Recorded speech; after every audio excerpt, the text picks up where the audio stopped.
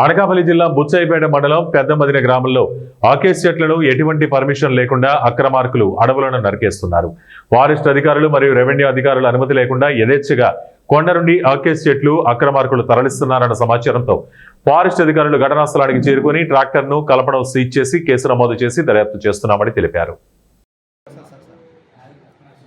Ravi Varma forest range officer Chodavaram వచ్చి ఇప్పటికి 3.5 సంవత్సరాలు అవుతుంది. 3.5 సంవత్సరాల్లో నాకు ప్రభుత్వం విధించిన డ్యూటీ ప్రకారం, వాళ్ళు నిర్దేశించిన మార్గదర్శకాల ప్రకారం నేను నా ప్రొటెక్షన్లోని నా స్టాఫ్కి సపోర్ట్ ఇస్తూ ఇల్లీగల్గా తిరిగి జరుగుతున్న ఏ యాక్టివిటీనైనా పట్టుకుని దానికి కేసులు నమోదు చేసి ఉన్నత అధికారుల ఆదేశాల మేరకు వాటి దగ్గర నుంచి కాంపౌండింగ్ ఫీజు వసూలు చేసి విడిచిపెట్టడం అన్నది నా బాధ్యత. రొటీన్గా నేను చేసే పని అయితే అదే. మెయిన్ మాకు రక్షణగా చేయమని చెప్పిన డ్యూటీలు ఏంటంటే అటవీ శాఖకు సంబంధించిన ప్రాంతాల్లో అటవీలో ఉండే చెట్లను కానీ లేదా మా స్థలాల్లో ఉండే ఈ బిల్డింగ్లో ఉండే వెహికల్స్ అవనండి ఇవన్నీ జాగ్రత్తగా కాపాడుకోవడానికి మాత్రమే మా ప్రధానమైన విధి.